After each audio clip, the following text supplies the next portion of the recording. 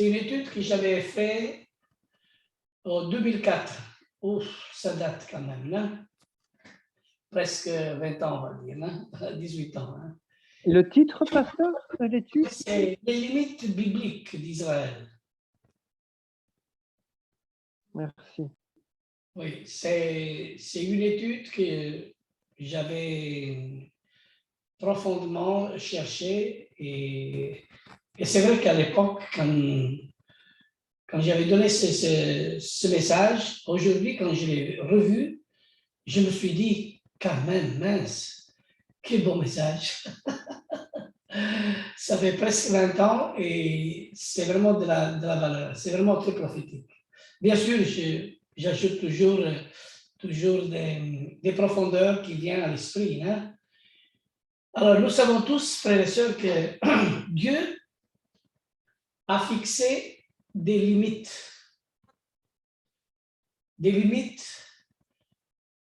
sur sa terre. Et cette terre, Dieu l'a donnée à son peuple Israël.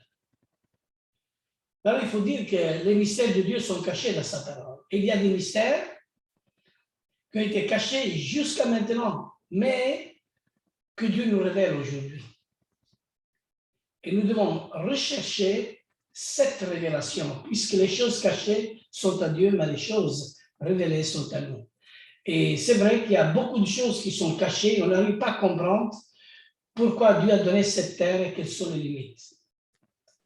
Et il y a notamment le mystère des limites du peuple d'Israël. Mystère qui est contenu dans son nom même et au travers de chacune des lettres le composant, c'est-à-dire le mot Israël. Combien de fois j'ai dit qu'est-ce que ça veut dire Israël? Et c'est là qu'on trouve les limites. D'ailleurs, dans le nom d'Israël, Irak, S, Syrie, R, Royaume échémite, Cisjordanie, Jordanie et Transjordanie. A, Arabie Saoudite, E, Égypte, L, Liban, Israël. Vous voyez? Et si nous voyons dans la Torah, dans les psaumes, dans la Bible, nous voyons que Dieu a mis alentour d'Israël ses peuples. Qu'un jour, vont découvrir que tout cela, c'est Israël. Il va y avoir aussi l'Égypte, qui va être aussi appelé le peuple de Dieu. Ça, on le trouve dans Ésaïe, au chapitre 19. En Ésaïe, justement, il y a cette promesse. Si on peut le lire, ça me ferait vraiment plaisir. Hein? Chapitre 19.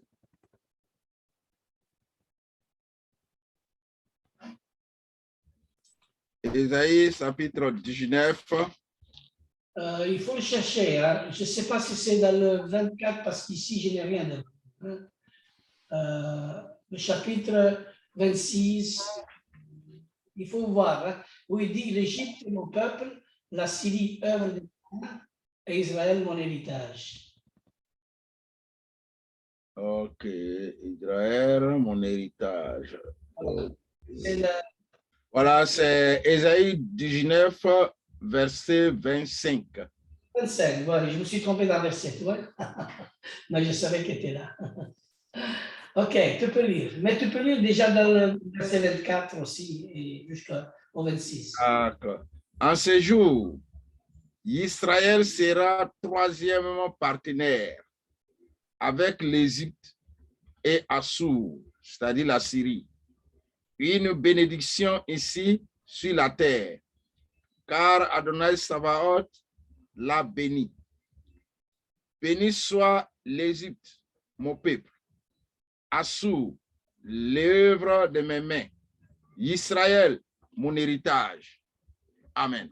Amen. C'est-à-dire que Dieu a fixé des limites et quand Yeshua vient pour régner ici dans la terre d'Israël et va rétablir le royaume d'Israël, sans le savoir qui est le peuple de Dieu, c'est l'Égypte. D'ailleurs, à chaque journée, le samedi, on va voir le parallèle entre Abraham et aussi avec l'Égypte. C'est quelque chose de formidable. Alléluia. Alors ici, dans ce domaine d'Israël, on voit donc bien la terre que Dieu a donnée au peuple d'Israël. Et l'ennemi peut combattre cela comme il veut.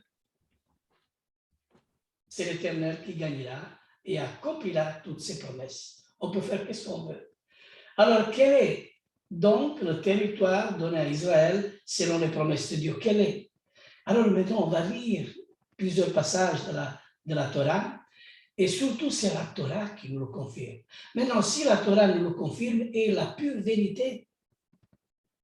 Genèse chapitre 15, verset 18.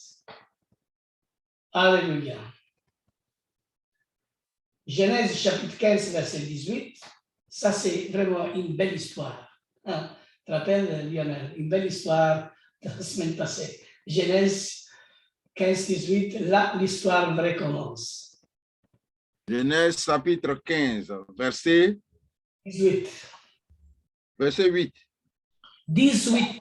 18, d'accord. En ce jour, Adonai fit une alliance avec Aphra. J'ai donné ce pays à tes descendants, depuis les wadis d'Égypte jusqu'au grand fleuve, l'Euphrate. 19, le territoire de Kéni, du Kénizi, du Kadmoni, du Hitti, du Phérisien, des Phérési, des Réphaïm, de l'Émori, du Kenani, du Girgazi et de Yivouzi. Amen. Voyez, le 18, il dit, en ce jour-là, l'Éternel, Hachem, fit une alliance avec Abraham. Abraham qui veut dire père d'une multitude de nations. Abraham veut dire père élevé. Alors, qui deviendra vraiment lui le père de toutes les nations. Et qu'est-ce qu'il dit Hachem? Je donne ce pays à ta postérité. Depuis le fleuve d'Égypte jusqu'au grand fleuve. Et le grand fleuve, c'est quoi? C'est l'Irak. Irak et Syrie. Voyez? Jusqu'au fleuve d'Euphrate. Voyez comment Dieu a établi ses limites. La terre qui appartiendra à Israël. Et vous savez que beaucoup de combats qui se font encore aujourd'hui parce que l'ennemi veut justement empêcher tout cela. Mais si tout Israël n'est pas réuni, le Mashiach ne peut pas revenir non plus. C'est-à-dire que tout cela doit être mis en ordre de la part d'Hachem. C'est-à-dire tout doit revenir, doit retourner selon la parole de Dieu. Alléluia. En effet, Dieu est le roi de toute la terre. Il a donné, et la terre, il la donne à qui il veut. Il a choisi comme centre du monde Yerushalayim, et le monde de l'Olivier, c'est d'où Yeshua est parti et où le Mashiach viendra pour établir la justice sur la terre. Et les limites du pays d'Israël sont bien établies par Dieu. C'est ça qu'il faut se dire. J'établirai, d'ailleurs, Exode, chapitre 13, chapitre 23, verset 31. Regarde ce passage, qu'est-ce qu'il dit. C'est un passage vraiment qui nous fait vraiment réfléchir. Exode. Exode chapitre 23, verset 31. Exode 23, verset 31. C'est ça. D'accord, 31. Verset 31. J'établirai des limites depuis la mer des Soufs jusqu'à la mer des Philistines et du désert jusqu'au fleuve Euphrate, car je livrerai les habitants du pays entre tes mains, et vous les chasserez de devant vous. Amen. Amen. Jusqu'à là. J'établirai des limites depuis la mer Rouge jusqu'à la mer des Philistins, et depuis le désert jusqu'au grand fleuve. Alléluia. Le Seigneur est celui qui a mis les limites depuis la mer Rouge jusqu'à la mer des Philistines aussi. Et on peut se demander s'il est juste de chasser les habitants pour y vivre à leur place, parce qu'il dit « et tu les chasseras devant toi ». Mais c'est l'ordre divin de Dieu. Tu les chasseras, car ils n'ont pas droit à cette terre. Et si on n'a pas droit à cette terre, Dieu va les chasser. C'est comme par exemple, s'il y a des démons qui veulent rentrer dans notre corps, dans notre vie, ils n'ont pas la place ici. Ce n'est pas leur limite, vous comprenez? Nous devons chasser aussi tout corps étranger, tout esprit qui ne confesse pas le nom de Yeshua à l'intérieur de nous aussi, parce que nous avons des limites. Nous devons, dans nos limites, à l'intérieur de notre corps, on ne peut pas permettre l'ennemi à rentrer. On doit les chasser. Et ici, c'est le même. Je donne un exemple, hein? Car ils n'ont pas le droit. Ils n'ont pas le droit à cette terre. C'est la terre de l'Éternel. Et il a choisi lui-même à qui il veut la donner en possession perpétuelle. D'ailleurs, Devarim, il dit dans 11, chapitre 24, tout lieu qui foulera la plante de votre pied sera à vous. Votre frontière sera du désert au Liban et du fleuve de l'Euphrate jusqu'à la mer occidentale. Devarim, c'est un autre passage qui confirme. Voilà la terre que Dieu a donnée à Israël. Et or, aujourd'hui, les nations veulent la partager. Ils veulent la partager. Comme il dit le prophète Joël, mon pays qu'ils ont partagé. Mais ça, c'est vraiment rendre la colère à Dieu. Et aujourd'hui, avec la Palestine, avec toutes les nations, ils essayent d'amener la paix dans le monde.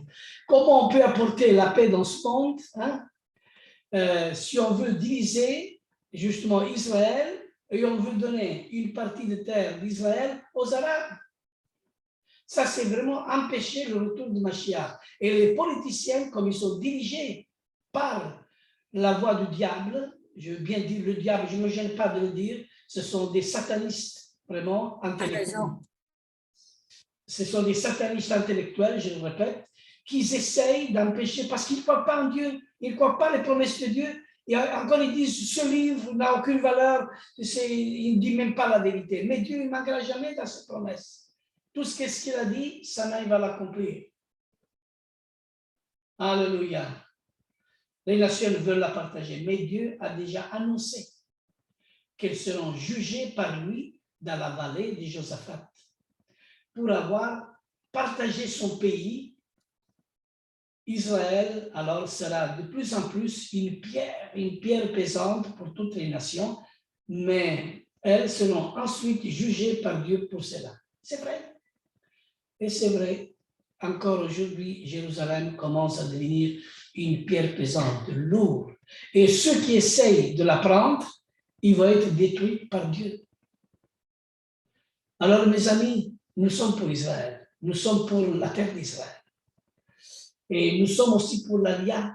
Et nous désirons vraiment, à tout prix, que tous les Juifs de la diaspora retournent dans leur terre. Parce que si tous les Juifs retournent dans leur terre, le Mashiach viendra.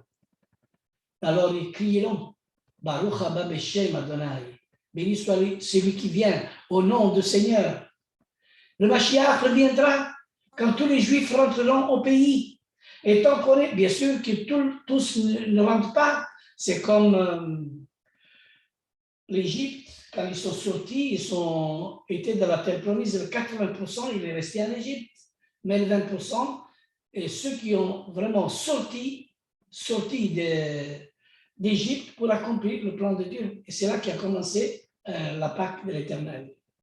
Vous imaginez, les Juifs, ils seraient restés encore tous en Égypte, il n'y aurait pas eu de Pâque, et le plan de Dieu, il ne serait pas réalisé, et tous, on serait morts sans Messie. C'est-à-dire qu'il faut vraiment bien discerner les prophéties de la Torah. Parce que le livre que nous avons, c'est un livre qui contient des prophéties vraies Et il contient aussi son histoire qui est vraie. Et combien de passages il nous le montre? On va lire encore un autre passage dans Devarim, celui qui veut le prendre.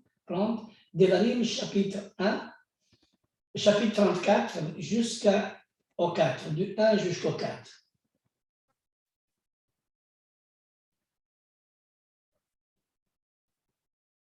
Deutéronome, Devarim, chapitre 34, de 1 à 4.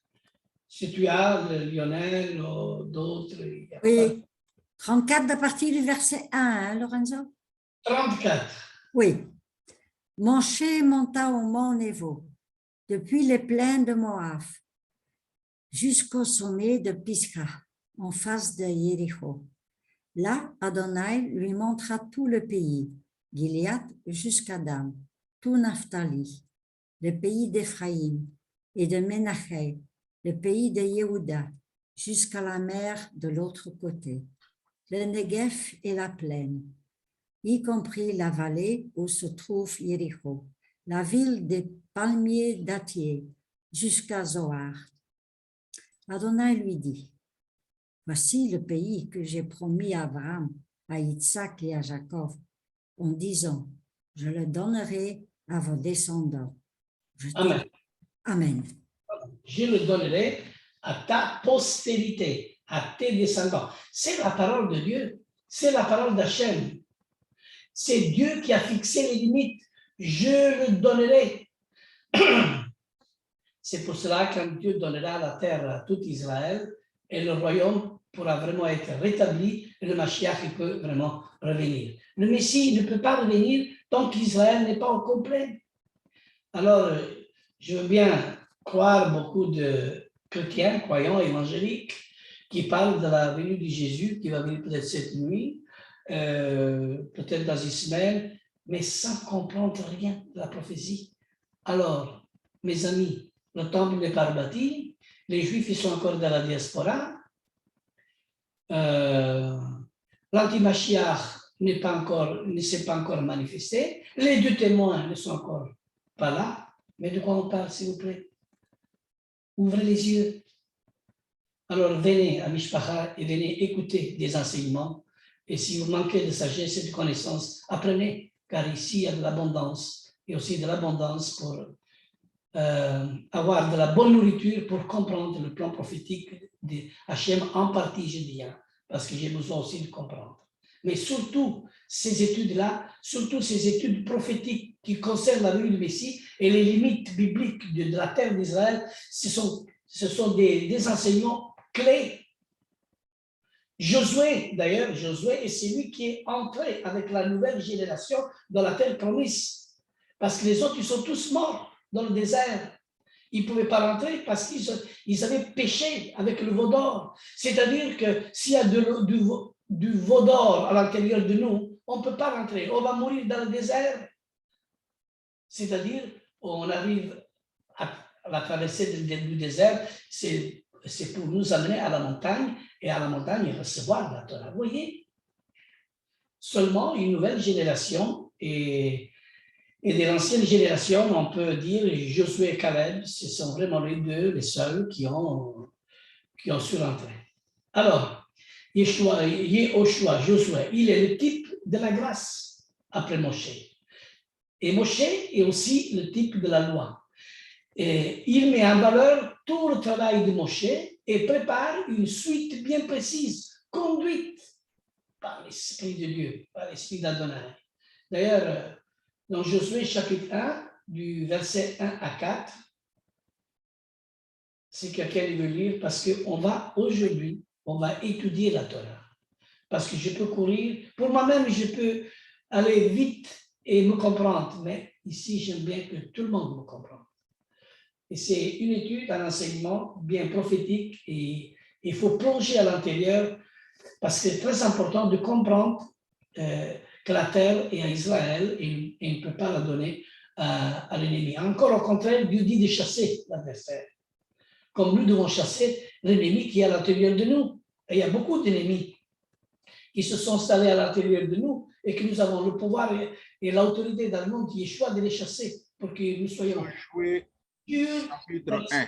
de l'âme et de corps. Amen. Josué chapitre 1, du 1 à 4. Après la mort de Moïse, je lis dans français Lységon. Après la mort de Moïse, serviteur de l'Éternel, l'Éternel dit à Josué, fils de Nun, serviteur de Moïse, Moïse, mon serviteur, est mort. Maintenant, lève-toi, passe ce Jourdain, toi et tous ces peuples, pour entrer dans le pays que je donne aux enfants d'Israël. Amen. Tout lieu- C'est bon, c'est bon. Après la mort de Moshe, serviteur de l'Éternel, l'Éternel, Hachem, dit à Josué, fils de Nun, serviteur de Moïse, maintenant lève-toi, passe ce Jourdain. Si on n'a pas passé le Jourdain, ça veut dire qu'on n'a pas porté l'arche. Vous comprenez? Quand il passait le Jourdain avec l'arche. Et aujourd'hui, il y en a beaucoup de croyants qui ne se mouillent pas, ils ne veulent pas se mouiller. Mais justement, quand on passe le Jourdain, le peuple qui portait l'arche, oh là là, et l'eau il montait un petit peu jusqu'à arriver, mais il doit avancer avec l'arche. Alléluia. C'est l'homme de l'Éternel. Il dirige et commande et renouvelle sa promesse.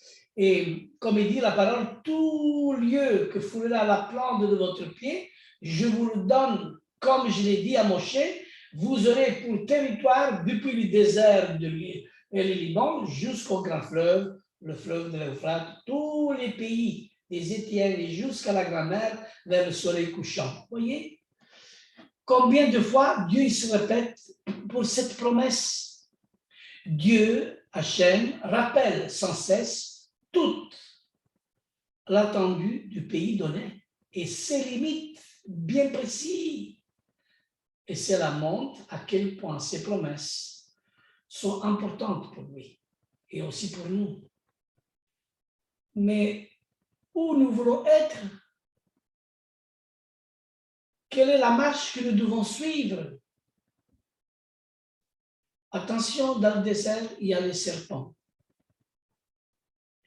Et c'est là que nous devons garder le serpent d'airain. Comme le serpent d'airain a été enlevé, ainsi aussi l'homme Torah, il sera enlevé. Alléluia. Bien sûr, les serpents, ils nous mordent, mais si nous avons les yeux fixés sur Yeshua, rien ne passera dans notre vie. Nous serons gardés. Mais le Seigneur, il a dit, vous marcherez sous les scorpions et sous les serpents. Et je vous donne l'autorité. Et l'autorité qui vient de moi, par la puissance de l'Esprit, vous marcherez. Nous avons l'autorité, mais aujourd'hui, il faut vraiment bien discerner de quelle autorité on parle.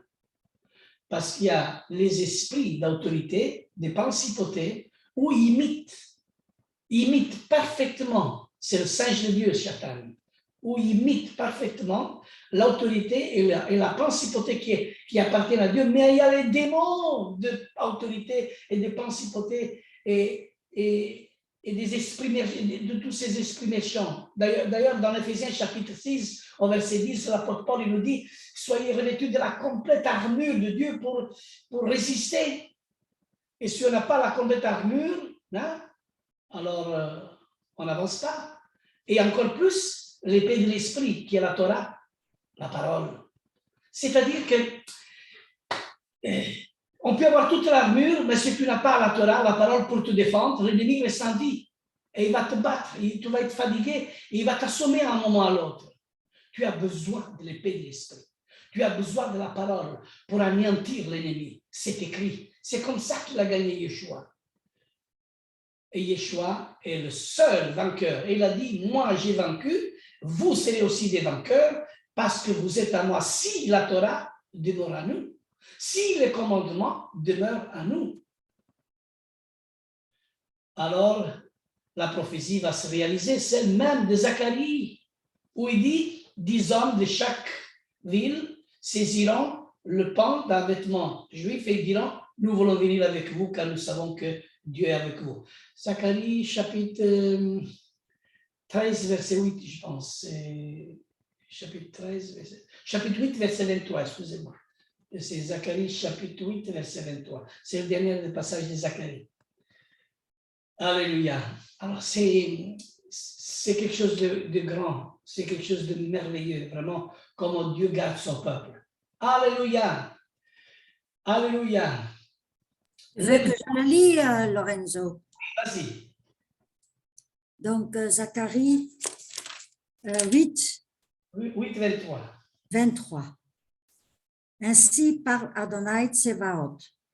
Lorsque ce temps viendra, 10 hommes parlant toutes les langues des nations saisiront le manteau d'un juif et lui diront: nous voulons aller avec vous, car nous avons appris que Dieu est avec vous. Amen.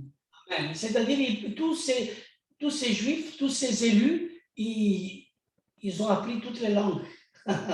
Ça veut dire que Dieu connaît ses élus. Hein? Alors, il y a les élus, il y a les fidèles, il y a les serviteurs. Ce sont encore toutes des étapes différentes, mais ça, c'est encore une autre étude, hein, pour expliquer tout ça. Alors, c'est l'ordre de l'Éternel. Il dirige et commande et renouvelle sa promesse. Tout lieu que foulera la plante de vos pieds, de votre pied, je vous le donne, comme je l'ai dit à Moshe. Vous aurez pour territoire, comme on a lu, depuis le désert et le Liban jusqu'au grand fleuve et au Euphrate, comme on a lu, jusqu'au soleil couchant. Et Dieu rappelle sans cesse toute l'étendue du pays donné et ses limites bien précises. Et cela montre à quel point ces promesses sont importantes. Alléluia. Ézéchiel, chapitre 47, verset 13 à 23. Voici les limites. Regarde, le prophète même, il dit, le prophète Ézéchiel, qui au chapitre 47, il dit, voici les limites du pays que vous distribuerez en héritage aux 12 tribus d'Israël.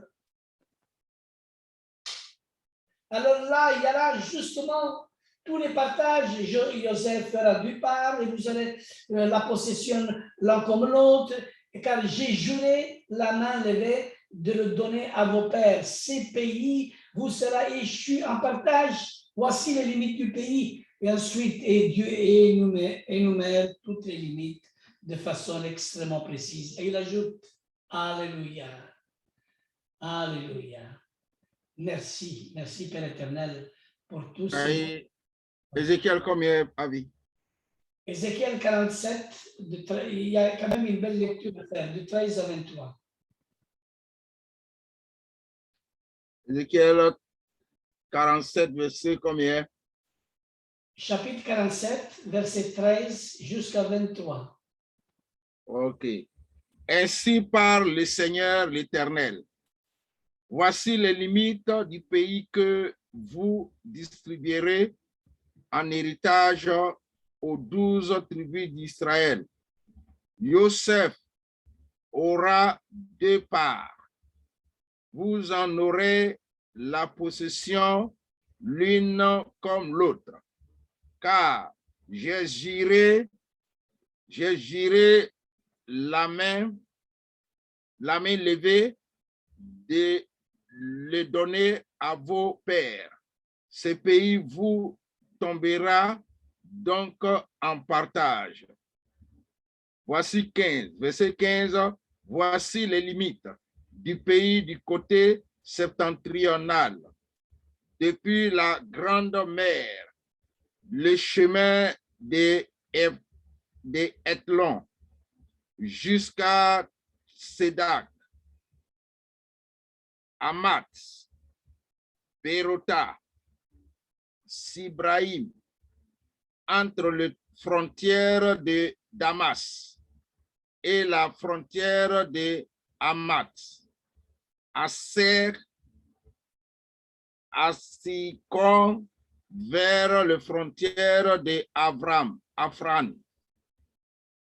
Ainsi, la limite sera depuis la mer Assar et nord, la frontière de Damas, Saphon au nord et la frontière de Amant, ce sera le côté septentrional.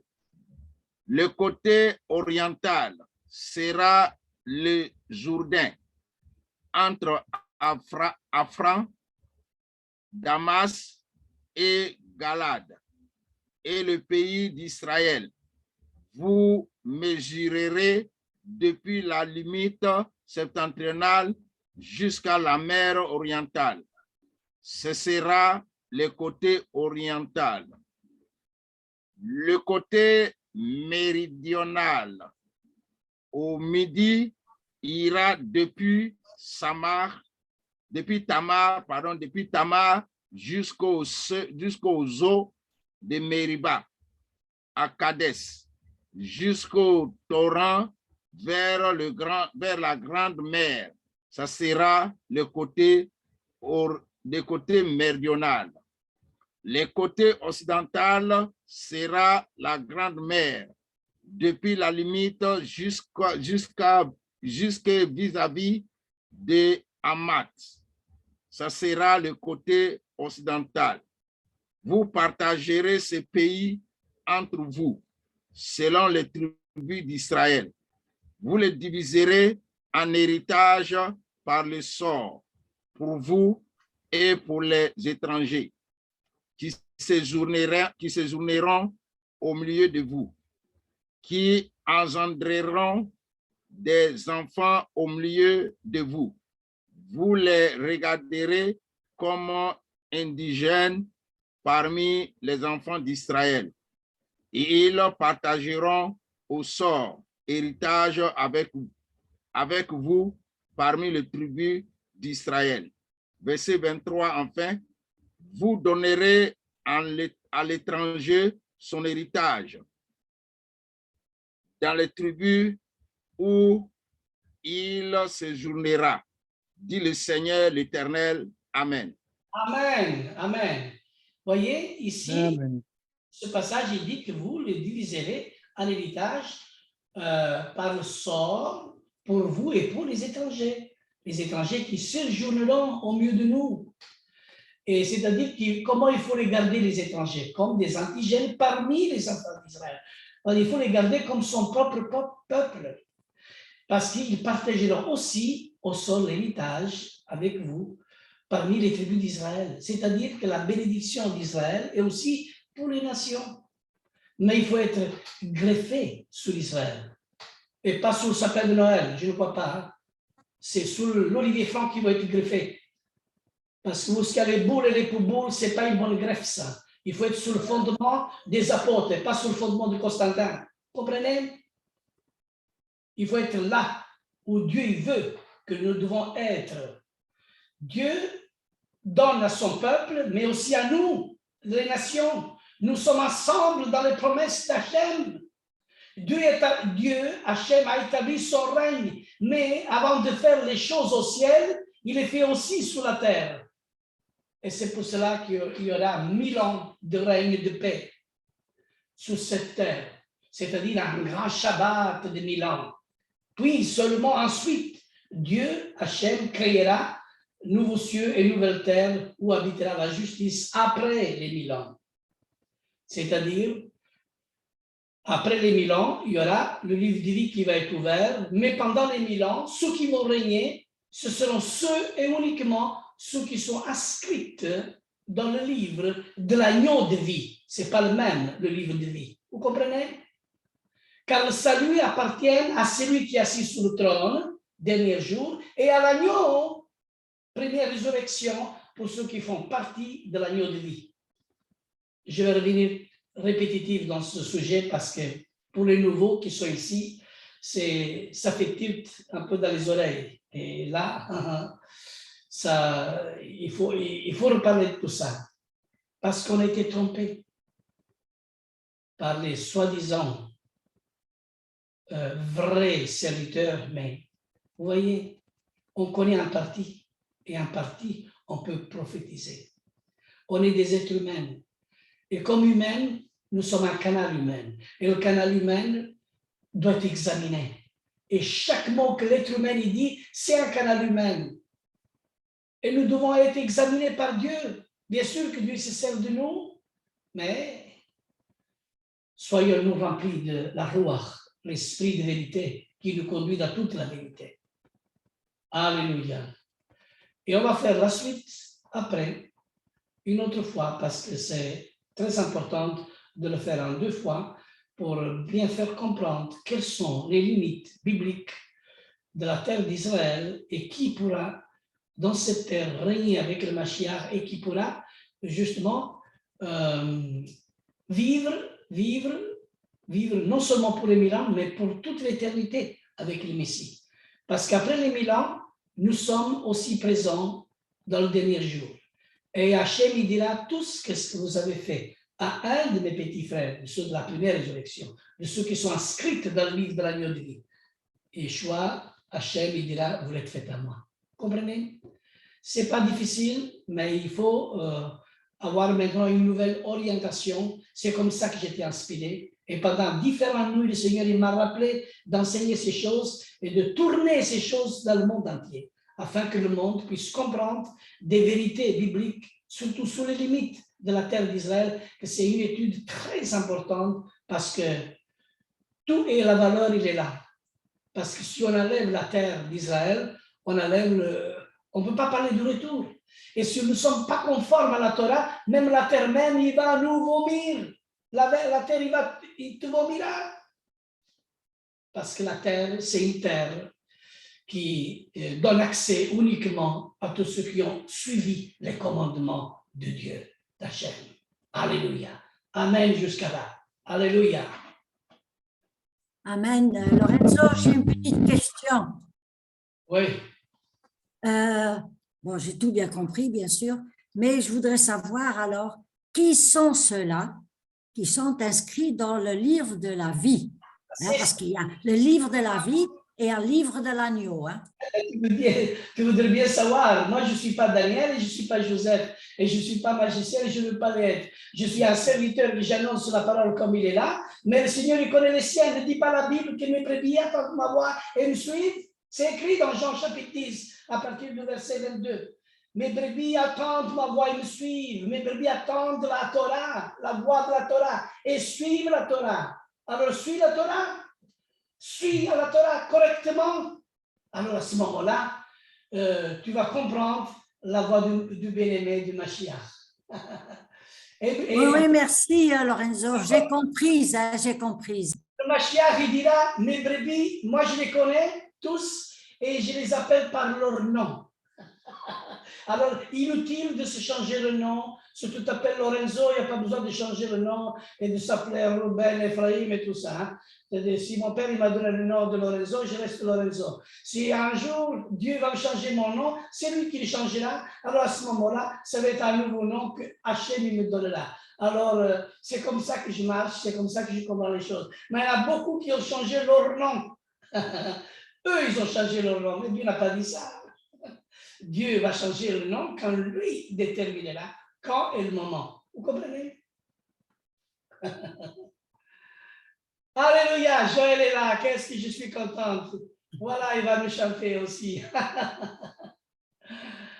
Je ne suis pas dans une grande forme, mais ça va. OK. Alors, Pasteur Gédéon, c'est OK pour toi? Ou tu n'as pas de questions parce que comme tu es la première Oui, une fois, ça va, c'est à ta portée? oui, ça va, j'ai pris l'enseignement en cours, mais malheureusement, je n'ai pas assisté dès le début. Je tenais encore à m'excuser parce que j'ai eu un empêchement de dernière minute, mais j'ai noté quelque chose, en fait, un élément important que papa, tu as dit que la bénédiction d'Israël également pour les nations, pour les autres nations, les nations étrangères, mais qui sont greffées, et qui sont... Pas sous le sapin de Noël, sous l'olivier franc. Sur l'olivier franc, qui sont greffés. L'olivier franc... Shabbat, les festivités, les rendez-vous, tout ça, c'est ça. Ça, c'est le fondement des apôtres. Le fondement de Constantin, ce sont les fêtes païennes. Et aussi, encore plus, le fondement de Constantin, il nous donne un Messie grec, un Messie gréco-romain. Pardon, j'ai un souci de connexion là. C'était coupé un moment. Moi, je m'appelle Greco, mais je ne suis pas gréco-romain, je suis Greco-Lorenzo. Comment?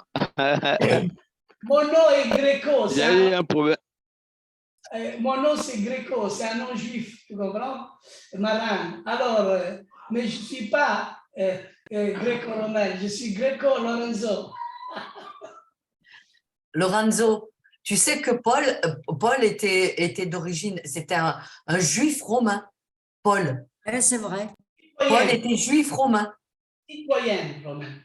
On dit Moi, j'ai lu romain. J'ai lu Paul était un juif romain. Il était d'origine romaine et il était très intelligent.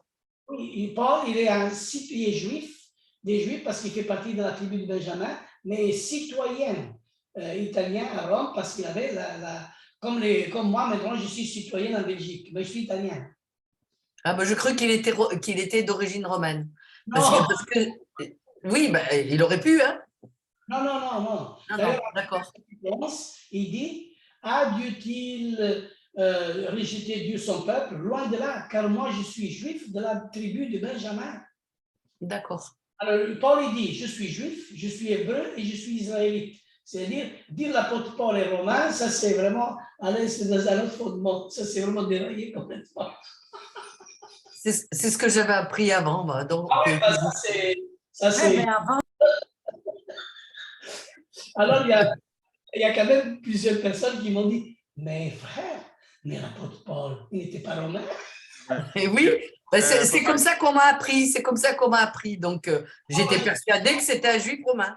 Je pense que Gédéon n'est pas encore fini ses préoccupations. Si on peut l'écouter encore un peu, s'il vous plaît, papa, si possible. Vas-y, pasteur Gédéon.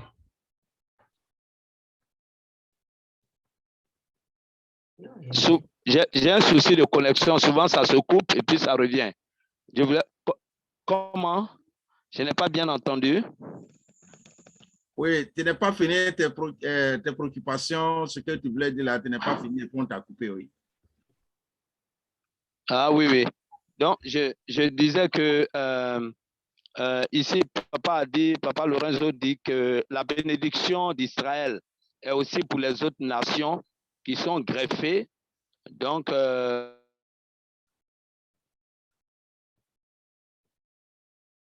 Ça coupe. oui, ça coupe. Et on l'a perdu, les problèmes de connexion. Allô? Oui, Oui, voilà. Pardon, j'ai été coupé. Donc, je disais qu'ils sont greffés à l'Olivier Saint qui est Israël. Amen. C'est ça. Maintenant, quels sont les éléments qui permettent à ces nations étrangères d'être greffées à l'Olivier Saint qui est Israël? OK. C'est-à-dire la parole. la même loi que Hachem a donnée au peuple juif et aussi pour les nations, la même loi. Il n'y a rien qui change. Il a besoin peut-être plus d'explications. Il faut faire, si tu veux être greffé, si tous les gens qui veulent être greffés doivent respecter la Bible, c'est-à-dire les fêtes de Dieu. Il y a 7 fêtes de Dieu et il faut les respecter, ces fêtes. Il ne faut pas faire les bouboules, comme il a dit notre Lorenzo. Il ne faut pas faire les bouboules, il ne faut pas faire les Pâques qui ne sont pas toutes les fêtes païennes, qui sont des fêtes chrétiennes. Il ne faut pas les faire. Il faut faire les fêtes que Dieu a données. Et là, si tu suis ce que Yeshua faisait, il faisait les fêtes que Dieu avait données, donc les 7 fêtes juives. Oui. Si tu suis ces fêtes-là, si tu les respectes, tu seras certainement greffé à l'arbre, à l'olivier. Parce qu'il faut marcher dans la voie de Yeshua. Mais quand on parle des fêtes, on parle toujours du Shabbat. Oui. Parce que les fêtes, c'est les Shabbats. Il faut faire les Shabbats. Nous, on parle des fêtes annuelles, on parle des fêtes hebdomadaires. Oui. Le Shabbat, ça reste un signe. C'est ça. C'est le sceau de Dieu, c'est-à-dire, c'est ça le signe. Tous ceux qui ne respectent pas, c'est comme tu acceptes la marque de la bête. C'est plus ou moins ça. Il faut refuser les fêtes païennes. Et nous, on vit dans un monde où on nous a mis que des fêtes païennes. Noël, c'est la fête du Dieu Soleil. On a mis Noël sur la fête du Dieu Soleil. C'est un truc de fou. C'est pour ça que Noël, c'est pas bon de le fêter. C'est pas bon de fêter Noël. Oui, oui. Amen. Même le mot même dit non. Amen. Non, ça veut dire non. Elle, non Dieu. Elle, ça veut dire Dieu. Non Dieu. Ça veut dire non Dieu. Oui, Sans c'est pas Dieu. bon. Il ne faut pas faire Noël. Non. Nous avons bientôt la fête des Lumières. Comment? La fête de Hanouka. Hanouka, oui, c'est ça. Nous avons la fête de Hanouka, c'est la fête des Lumières. Et là, on peut se faire des cadeaux. On allume toutes les lumières, on fait la fête, on fait des repas en famille et on se fait des cadeaux. On n'est pas obligé d'attendre Noël pour faire des cadeaux. Oui, bientôt, on aura la fête des Hanouka. Voilà. Eh ben, Hanouka, c'est la fête de Dieu. C'est des fêtes du Seigneur. C'est ça. Donc, je peux dire que accepter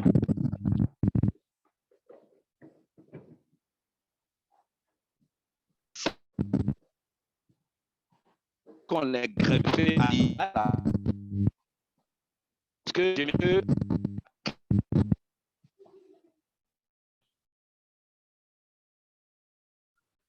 On n'attend pas. Ça se coupe, hein. Il n'y a pas de connexion. Il y a beaucoup de coupures. De mon côté aussi, j'ai des coupures. Il y a un moment aussi, je ne vous ai pas entendu. Je pense qu'il y a des problèmes de connexion du Zoom ce soir. Et je pense qu'on l'a perdu aussi. Mais je vais couper l'enregistrement. Il y a une question qui est montrée.